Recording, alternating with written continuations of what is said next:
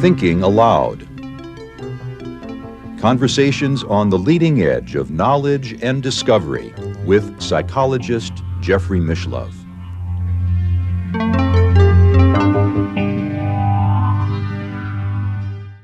Hello and welcome. I'm Jeffrey Mishlove. Today we'll be exploring the topic of facing old age. My guest, Dr. Connie Zweig, is a retired psychotherapist and author and editor of many books, including The Holy Longing, The Hidden Power of Spiritual Yearning, A Moth to the Flame, The Life of the Sufi Poet Rumi.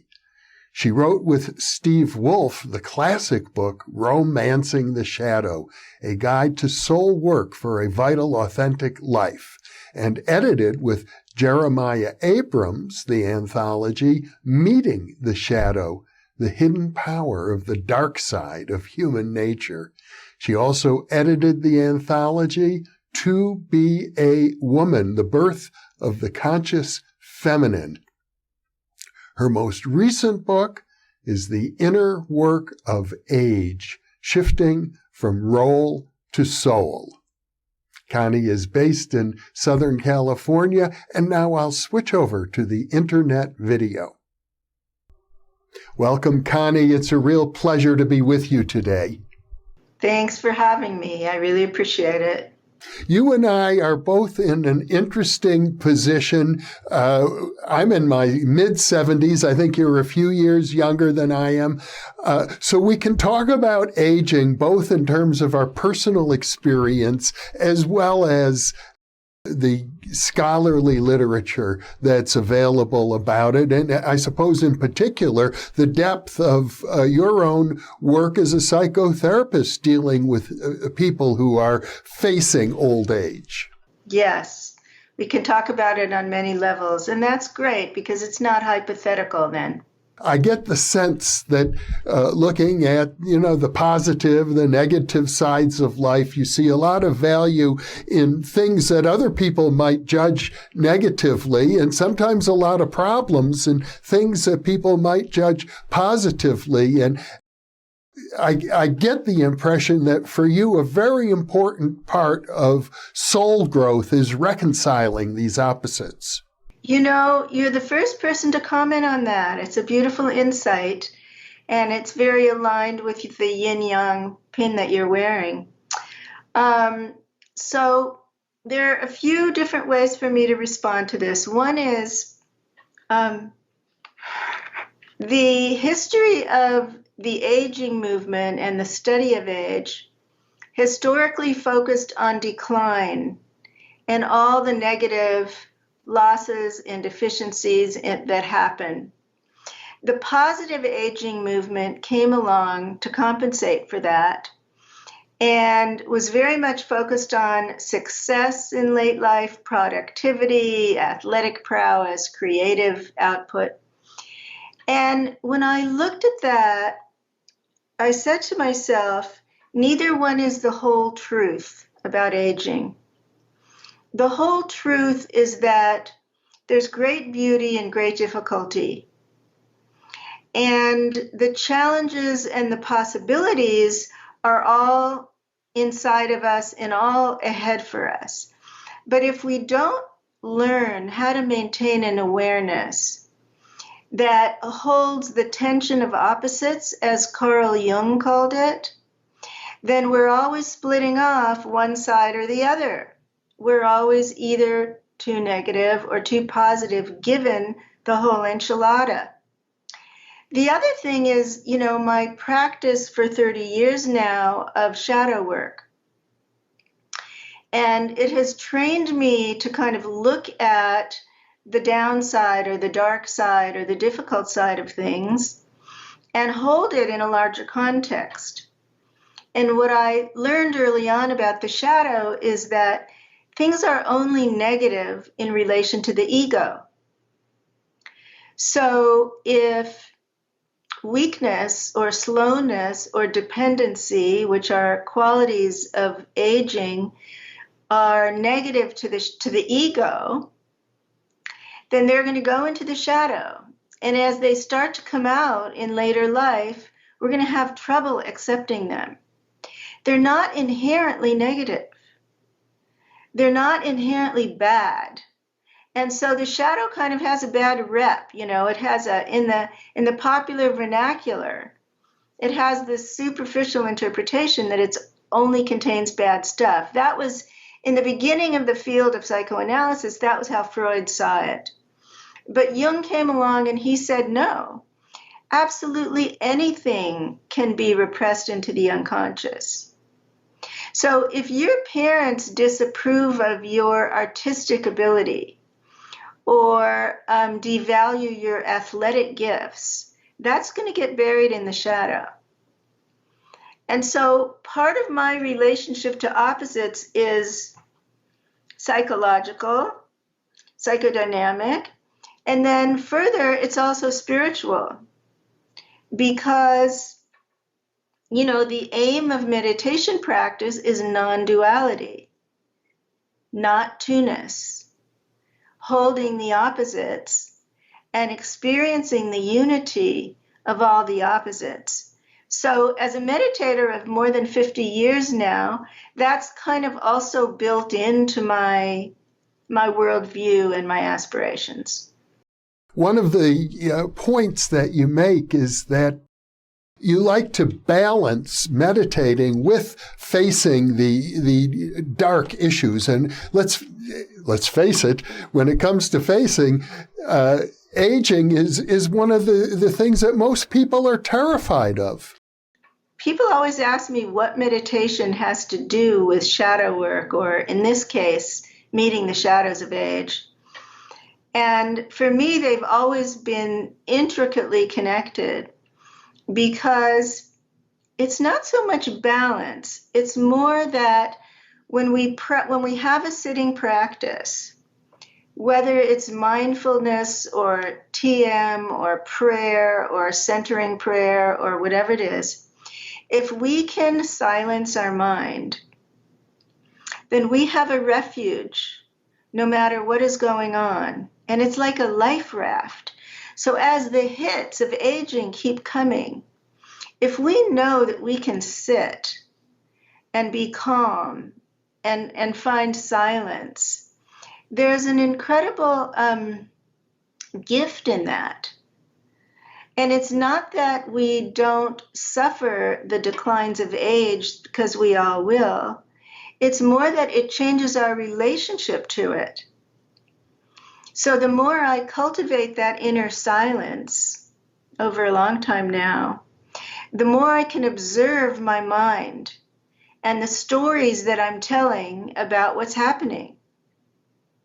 The more I can change my relationship to those stories and not identify with them. Remember, that's not who I am. If something happens, if I forget something, I know people say they have senior moments and they put themselves down and they feel self-hate. If I can say to myself, gee, that slip of memory is not who I am, and really know that deeply, then meditation has achieved its goal, because I won't fall into all these small identities, these limited stories, these roles, and get lost in them. So that's the connection for me. And when we have that inner silence, we can more easily identify when a shadow character arises in the mind. So if I say to myself, I don't want to be like those old people, I can recognize in that moment my denial, right? I can recognize that I'm separating myself from other people in my age group. I can recognize all the implications of that. Whereas if I'm just asleep to what my mind is doing, I'm not going to be awake to those internal voices of the shadow. A lot of people my age and older, think that that's a healthy attitude to say, I don't want to be with those old people. I'm young, I'm vital, I'm full of energy, I'm not like them. So many of my friends take that attitude, and I admire them for it in a certain way, that they are living vital lives, but there's an awful lot of judgment behind that attitude. That's right. There's ageism behind it, because they're projecting onto others what they're not looking at in themselves, right? And that tells me that there's internalized ageism. We live in this very ageist culture that worships youth and has a lot of, pejorative attitudes about old age. And that's been institutionalized. We saw this in the pandemic really clearly, with the attitudes toward nursing homes, with the deaths of people in their 80s and 90s that were devalued. And so this ageism is internalized by all of us. It's hard to avoid. It's a lot like racism. It can't be legislated away. It's an unconscious attitude that we take in from the collective and that we have to work on in ourselves to become conscious of it and change our behavior and our beliefs. So it's wonderful that there's so much vitality now among people in late life, 60s, 70s, even 80s.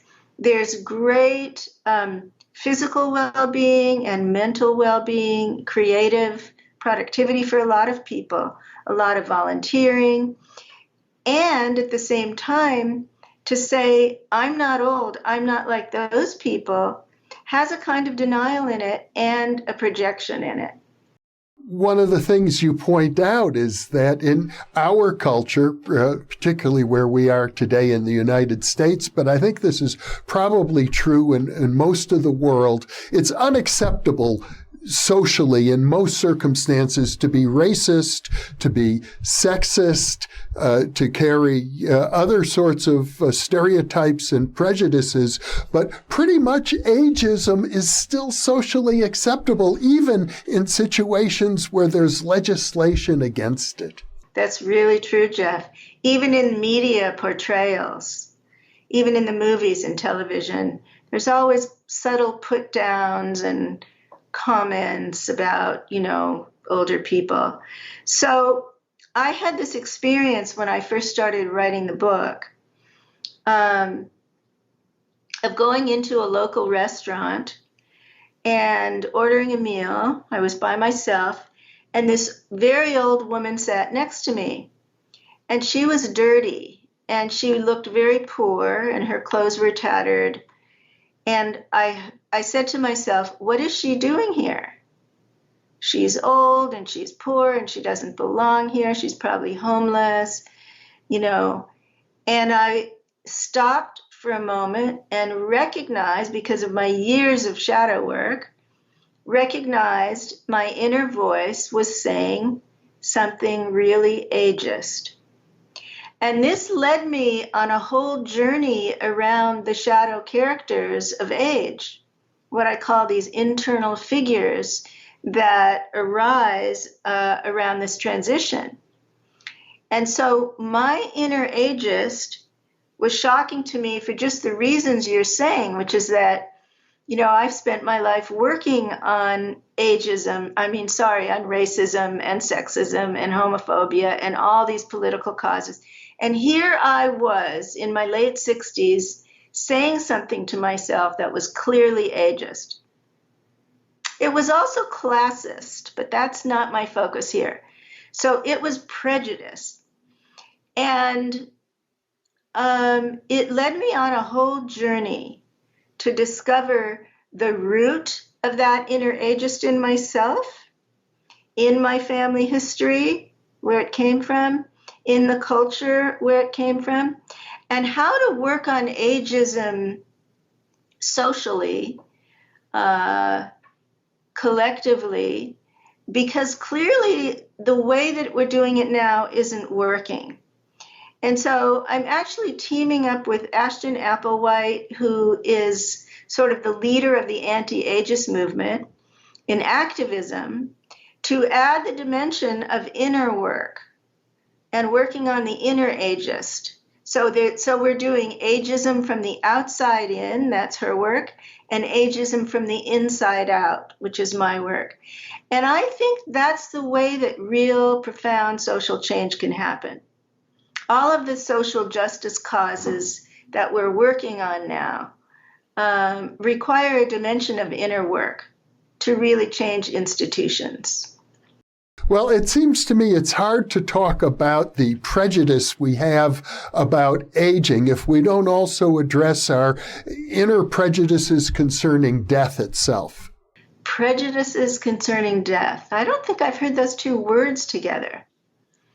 So one of the main inner obstacles or shadow characters in my language around aging consciously is denial of mortality.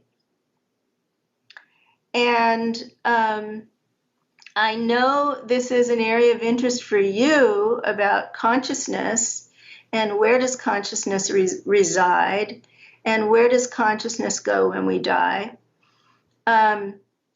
My take on this is not so much about beliefs. It's more about this. My Conniness will die. It will not survive the death of my body. Something may survive, but not my individual Conniness.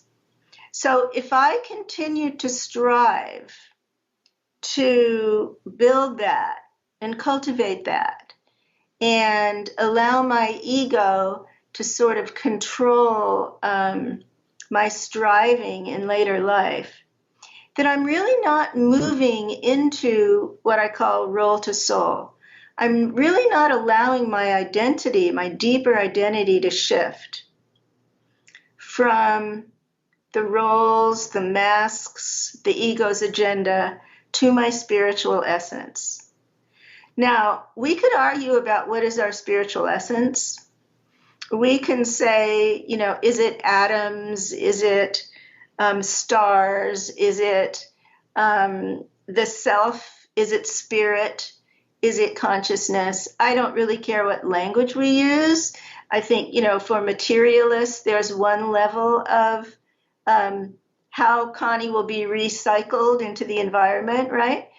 And for other folks, there are different ways in which we go home, we join something larger when we die. But the bigger point for me is that we have a task to face in our 70s and 80s while we still can. And it's the task that's taught by every spiritual tradition. All the perennial traditions teach practices about facing death. Some of them teach, go to the cemetery and meditate, or sit with a skull, an empty skull, and meditate on it. But face the reality, this too shall pass, this shall pass, this is impermanent. And whatever the beliefs are about that isn't so important to me. My book is not so much about beliefs. In fact, I would say that some of the work of becoming an elder and shifting from role to soul is recognizing that we are not our beliefs. Our beliefs are contents of consciousness. They're all concepts. And we believe, if we stay in the position that our beliefs are more right and their beliefs are more wrong, we're in the mind. And the mind is not our spiritual nature. The mind is not, whatever we call it, soul or consciousness or spirit, right? So I'm not writing about beliefs. I'm writing more about how to get free, how to drop our identification from all the limited identities that we've been living until now. You tell a wonderful story in your book. Actually, you draw upon Ernest Hemingway's great novel, which was also a movie, as I recall, The Old Man and the Sea, as an example of someone who wasn't able to let go of his identity as a fisherman. And I think that's probably true for many of us, especially as we first enter old age. We are identified with our careers, our professions. That's right. And who is he if he's not a fisherman? And so that who am I question comes up again like it did at midlife. Who am I if I'm not the shadow expert? If I retire from clinical practice? If I stop writing books? Who am I? And that can be translated for anyone. Who am I if I'm not the CEO or the mom? Or the lawyer, or the teacher?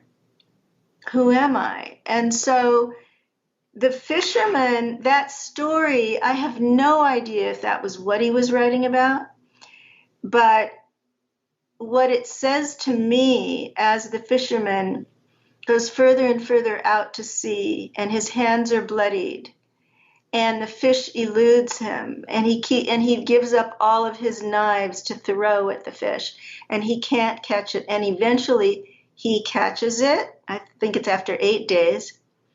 He pulls it to the side of the boat, and the sharks eat it until it's a carcass. And he comes home empty-handed. And for me, that was a metaphor for the workplace. Because for so many people, the workplace is like a battlefield.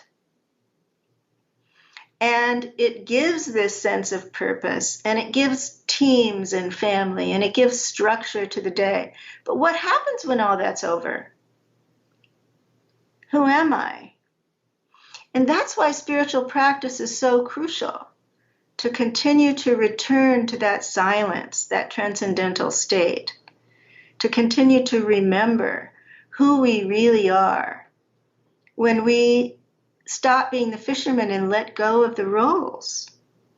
Well, I think for a lot of people, and I'm thinking now of my own father, who was an entrepreneur, a small business entrepreneur, all of his life, never really engaged in spiritual practice of any sort, as a matter of fact. He gave up his Orthodox religious training as soon as he could, once he was in college, and he raised a family and was a businessman, a workaholic pretty much his whole life. And I suspect there are many people out there just like that.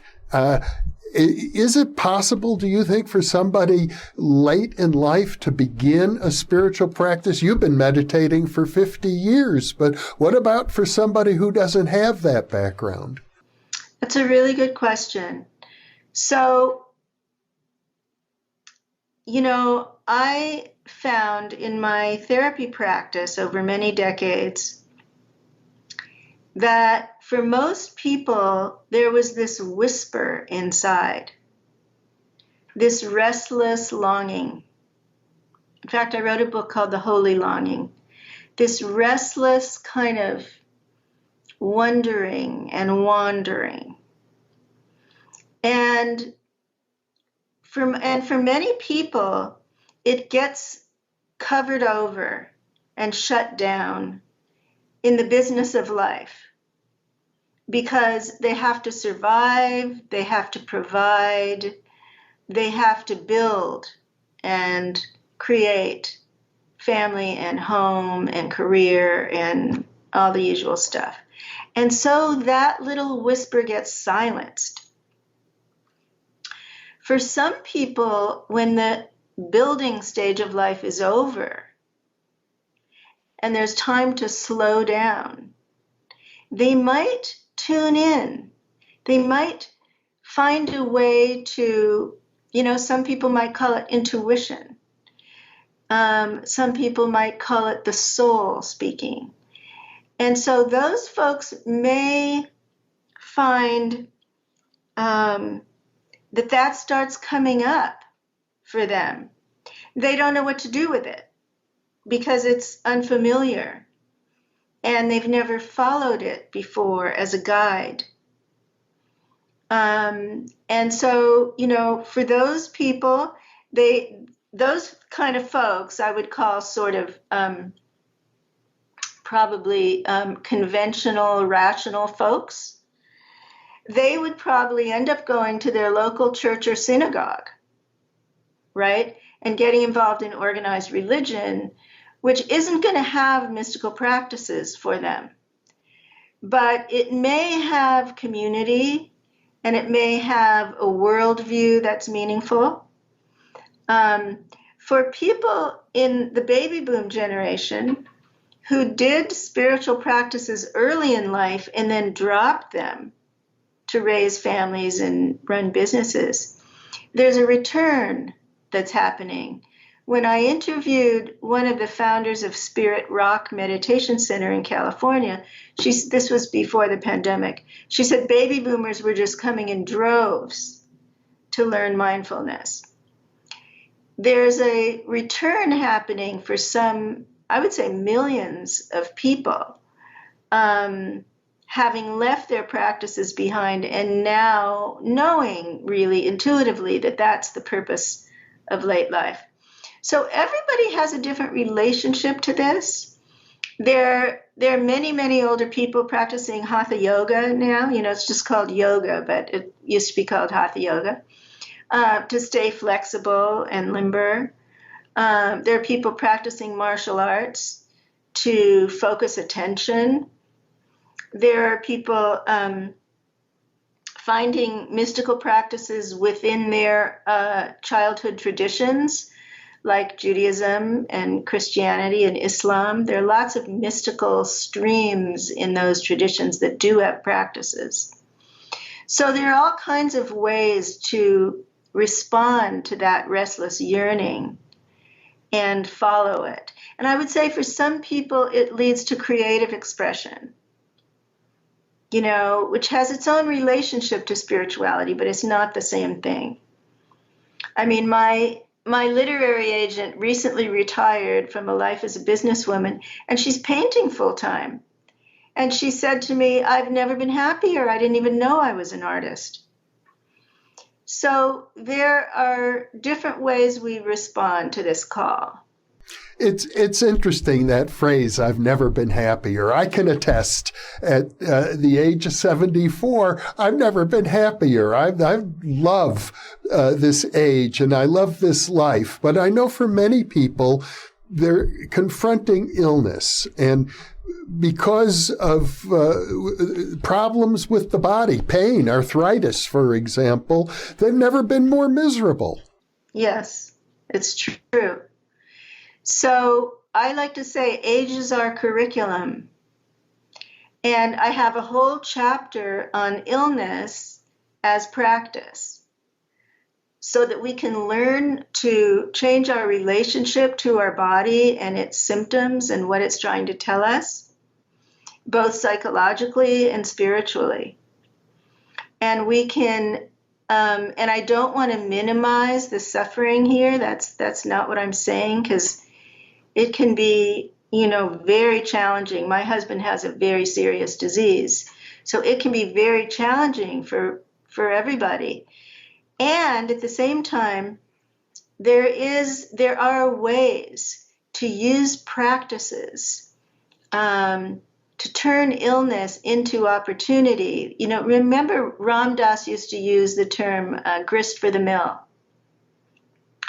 So illness can become the material with which we practice. I'll give you an example. I had a really, really close friend who had cancer. She died last year.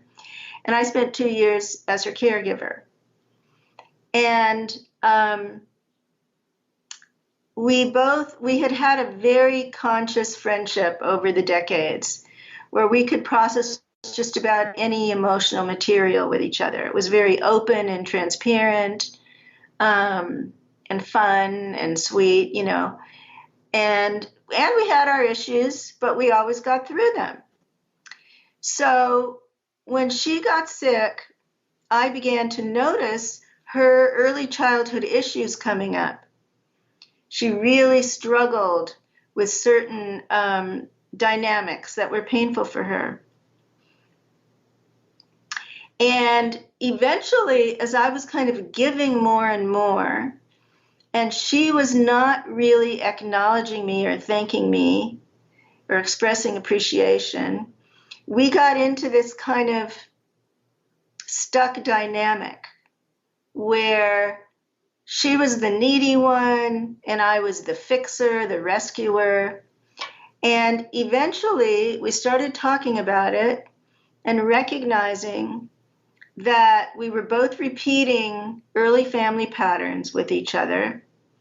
And we were both long-term meditators. And so we could kind of witness or observe what we were doing together. And eventually we got into this state in which the roles fell away. The sick person and the caregiver, it just fell away. And we saw each other as souls, both souls on a journey. And the fact that the giving and receiving was imbalanced became irrelevant. And the fact that the communication was insufficient became irrelevant. And we saw into each other in the most profound way that was very gratifying for both of us. So caregiving and illness can be really painful and challenging. And it also has opportunity in it. And so, for people, and this is in response to your earlier question as well, for people who are aware that they are developing, that they are evolving, for people who want to expand their emotional and spiritual development in this stage of life, along with their expanded longevity, all of these moments become opportunities to do that when you have the tools and the practices. A couple of times now, Connie, during the interview, you've used the phrase that I didn't quite understand, and maybe you can amplify it. I think the phrase was shadow characters. Yes, I haven't defined that yet. So Carl Jung, in the early days of psychology, coined the term personal shadow to refer to that part of us that contains the material that we bury or repress in early life.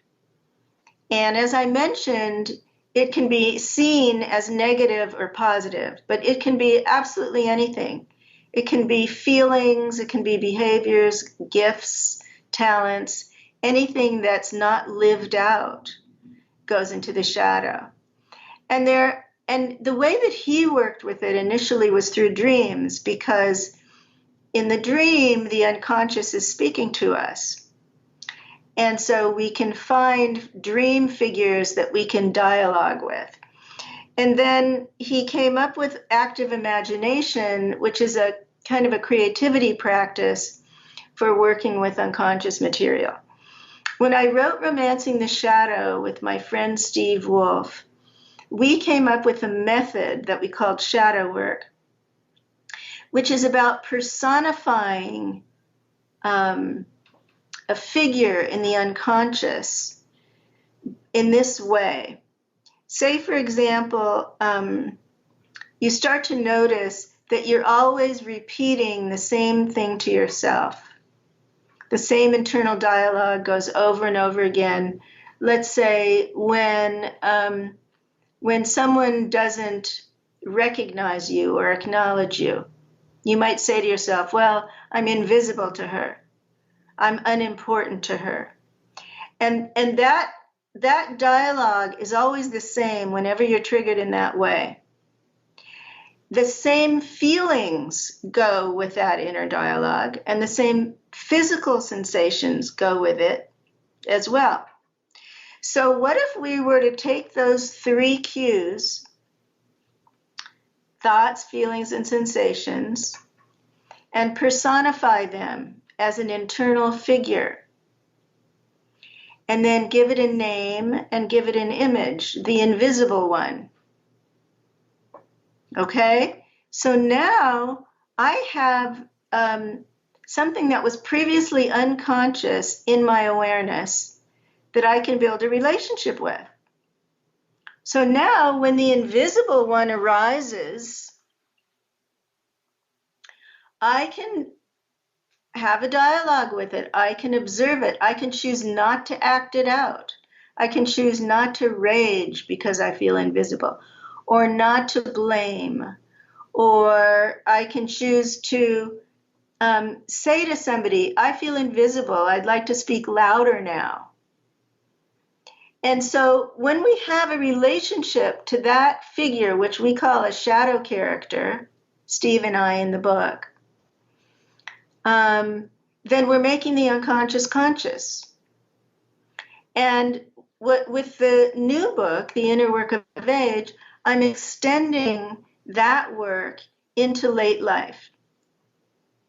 So when we have these experiences of that we're talking about that are challenging about aging, we can recognize our shadow characters, and we can have a different experience by changing our behavior. You know, I read some research that just really blew my mind when I started writing this book. There's a psychologist at Yale named Becca Levy who has spent decades. Do you know her work? No, I'm not familiar with it personally, but other than having read about it in your book. Yeah, she spent decades researching what she calls embodied stereotypes. They're unconscious images and beliefs about old age that we carry with us through the lifespan. And of course, I recognized instantly she was talking about the shadow. But she couldn't use that language, you know, or she'd never get published by Yale University. So she found that when we have negative unconscious images and beliefs about old age, there are impacts on our physical health, our mental health, our memory, our longevity, our will to live, our retirement. Thousands of people, and these results showed up. So for me, you know, if we can uncover what she calls embodied stereotypes, or what I call shadow characters, we can change how we live our late life. We cannot be so much at the effect of our unconscious as we enter this new period. If I recall correctly, this is the research where she would project certain words subliminally on a screen so that people didn't even know that they were seeing the word, and then she would have them perform various tasks. And when the words were associated with aging, for example, people performed poorly. When the words were associated with youth, people performed better in the task, which shows how emotionally laden these words are at a subconscious level. That's right. Words like senile or memory loss or, you know, stereotypical words. Yes, people had, their responses were declined. And it was below the threshold of awareness. So this was not intentional response. And that's what my work is about. It's really about how do we bring that material up into the light of awareness and respond to it differently. So it's not controlling us. The research also suggested how much we must be at the mercy of subliminal messages that are coming at us all day long from a billboard that we might drive by and not even notice it, or a brief comment on the radio, or some offhand remark a stranger makes as we're walking past them. All of these things are impacting us. That's exactly right. Yeah. And, you know, if we think about that in the context of age, Do you remember All in the Family on television? Archie Bunker. You remember how he treated Edith? Edith always seemed a little bit flapsy-hapsy, I guess is a word I would use to describe her. But he treated her with contempt. He was patronizing and insulting, and he treated her with contempt. And that's what I grew up watching. Nobody was thinking about how it was affecting us as kids. And that's not even subliminal, but it's internalized. It's internalizing the images and the conversations. Or my father would roll his eyes at my grandmother. He didn't even have to say anything, and I knew how he was responding. So these things, it's like we're swimming in this soup all the time, right? And it's subliminal and it's conscious or unconscious, but it's shaping who we become. So it actually matters what we put our attention on. One of the things you point out with regard to ageism is that certain categories of people are affected by it much more than others. If you're a person of color, if you're a female, if you're gay, growing older is going to be more, well, I don't want to say it's going to be more difficult, but what I do want to say is that the thrust of ageism directed at you will be stronger. Well, some people carry more than one stigma, right? So in the gay community, they're dealing with homophobia and ageism. Or in the disabled community, same thing. So, and there are now studies about the impact in the Black community because of racism and ageism, studies of older people in the Black community and how the double stigma is affecting their health. Yeah, so it's challenging. It's really challenging.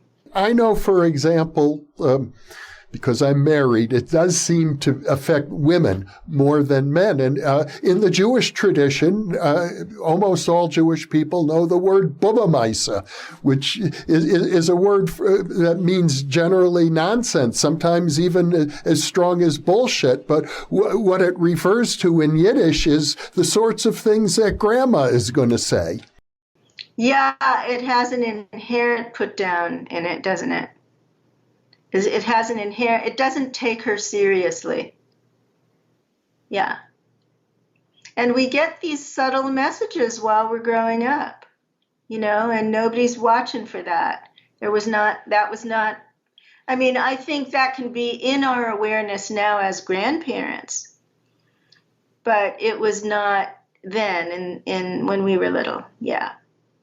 Well, the subtitle of your book, From Role to Soul, is very interesting. And the concept of soul, to me, comes out in your discussion of what you call an elder, that there is a role for people, a completely new role, the role of the elder, which manifests itself in many different ways, in many different contexts. But it seems that regardless of one's health, regardless of gender or sexual preference or religion or race, that there is a role for elders in almost every community. As you say role, I feel some resistance, right? Because I'm talking about the shift out of roles. And for me, the real elder isn't putting on another set of clothes and stepping into a new role.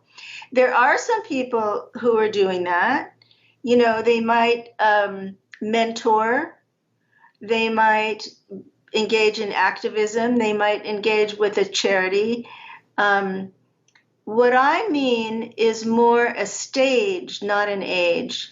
So it's an internal state of mind that has to be cultivated intentionally. We all become seniors with a Medicare birthday, but we don't all become elders. And so what does that really mean to be an elder? And the whole kind of cliche of wise elder, we think we know what it means, but do we? Do we really know what that means, wise elder? So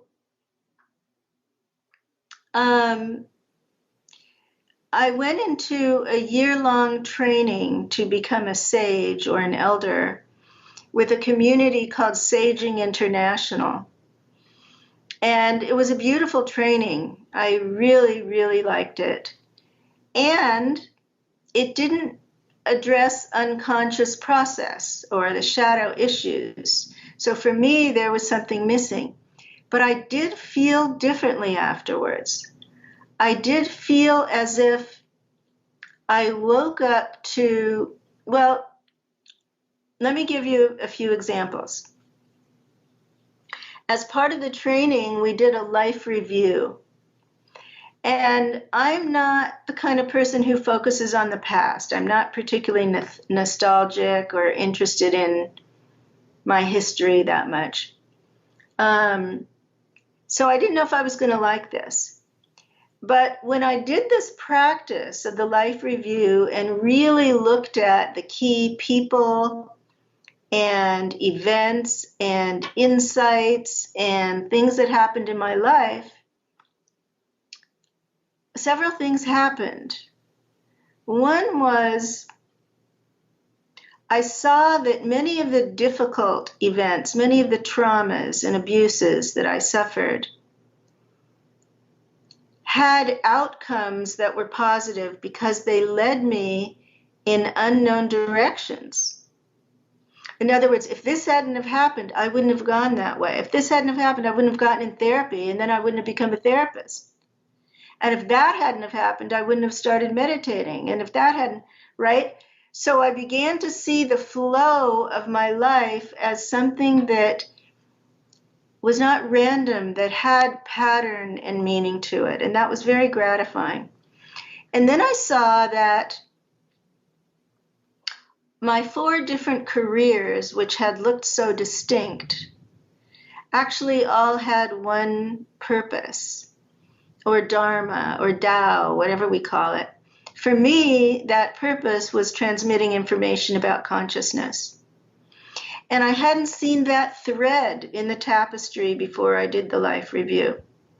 So some of the work of becoming an elder is harvesting the wisdom of our lives, harvesting the lessons and digesting the lessons, and then eventually sharing them, hopefully, in some way. There's so many people now who are writing memoirs, doing video memoirs, finding ways to share what they've learned from their lives with their families and with the larger community.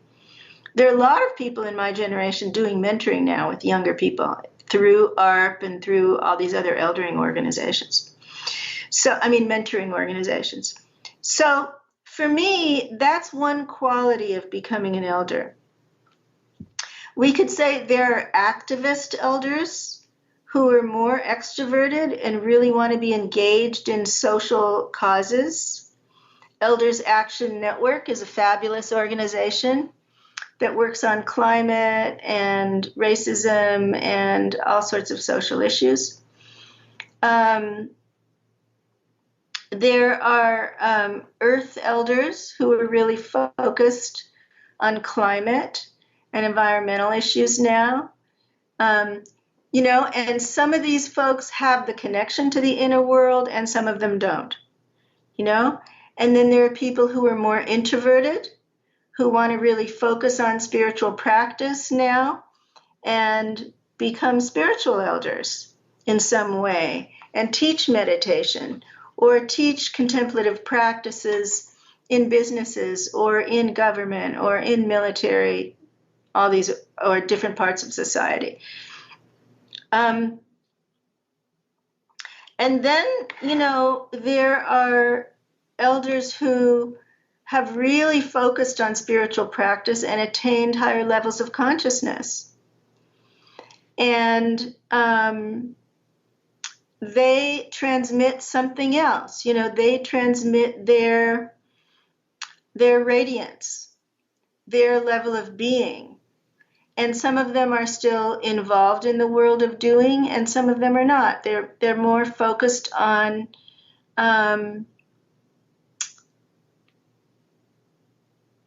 evolution of consciousness. That's the priority to those folks. So I think elder is complicated in the sense that developmentally there can be different stages of being an elder. But someone who is 85 years old and is rigid and resentful and regretful, I wouldn't call an elder just because he or she is 85 years old. But someone who might be 55 and is self-aware and open-hearted and in service to something greater, I might call that person an elder. So the shift from role to soul is it's not equal. It's not the same. I talk about the shift from hero to elder, midlife hero to elder, and the shift from role to soul, which is really the move to a spiritual identity. It seems that letting go of resentments is an important part of that process. Resentment and regret. So I have a whole chapter on emotional repair because, everyone I interviewed, the greatest fear was dying with regret. And if we really want to clear that and avoid that, there might be some work that needs to be done, even now. Giving and receiving forgiveness, making amends with people, letting go of old resentments because we no longer need to identify with that old story of who we were. I'm a victim of childhood trauma, or I'm a victim of my husband's cheating, or whatever it is. So part of the work is practicing letting go of these limited identities that carry the resentment and the regret. Maybe we harmed someone else, and there's guilt and there's shame. So it's important, I think, for people who don't want to go into the end of life carrying those difficult feelings. It's important to kind of address that now.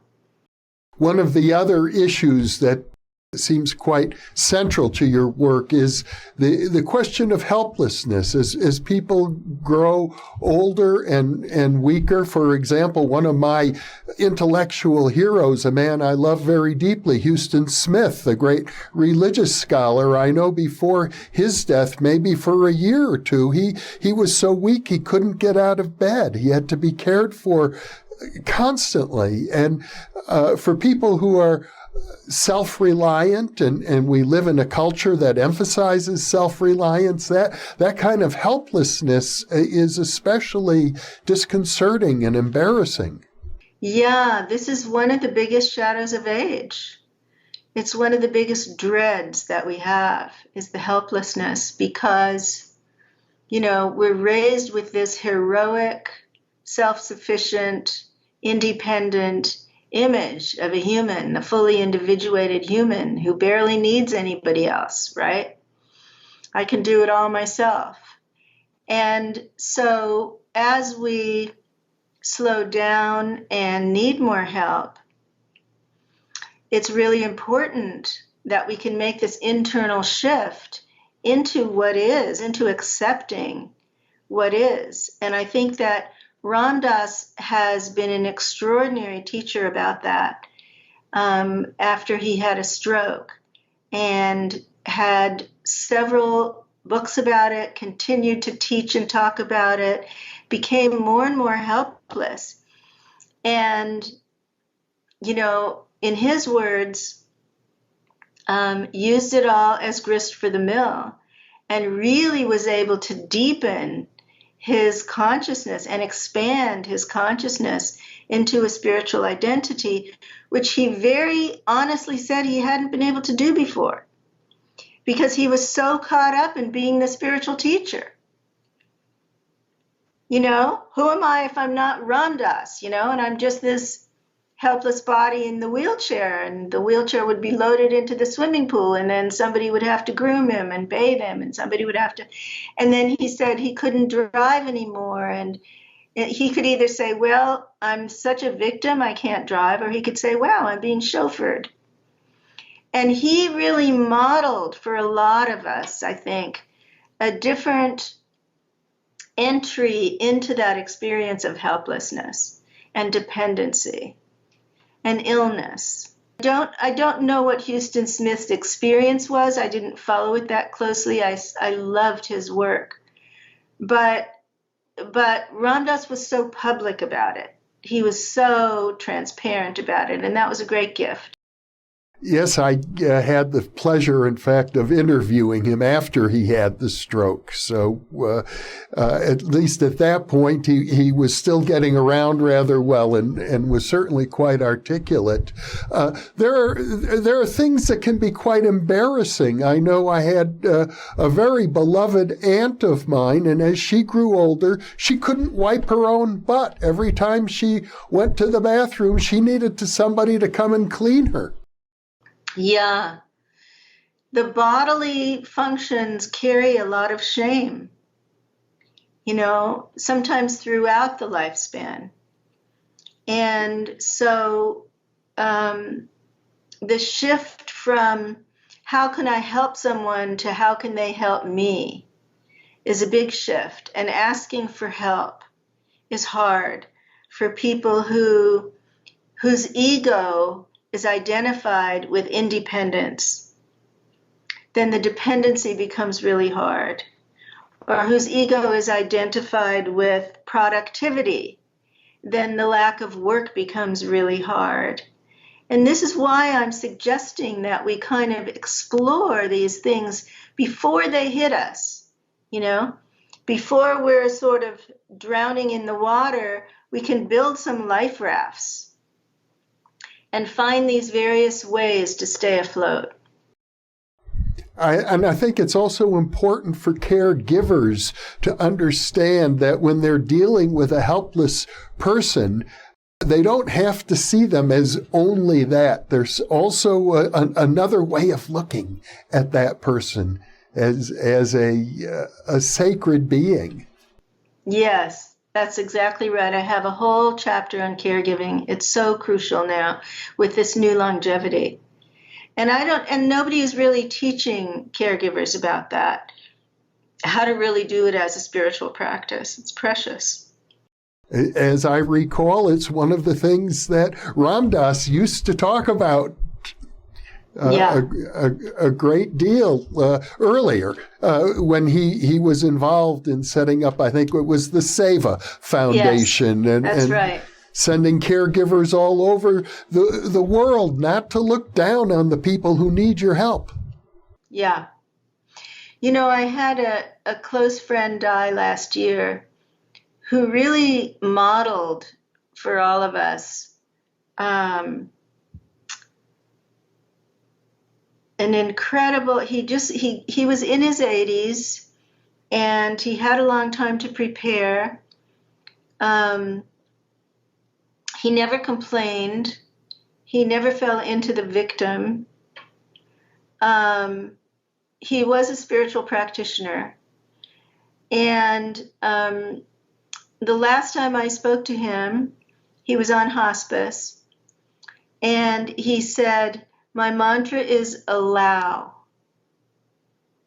So he was just allowing the process to happen. He wasn't fighting against it. He wasn't resisting or struggling. He was just allowing. And there was something about that was just so elegant. Well, Dr. Connie Zweig, this has been a very elegant conversation.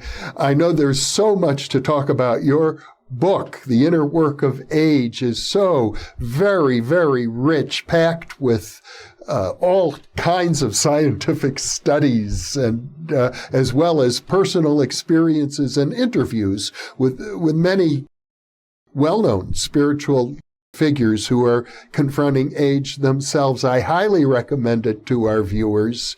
And I want to thank you from the bottom of my heart for being with me today. Thank you, Jeff. It was a privilege. And for those of you listening or watching, thank you for being with us.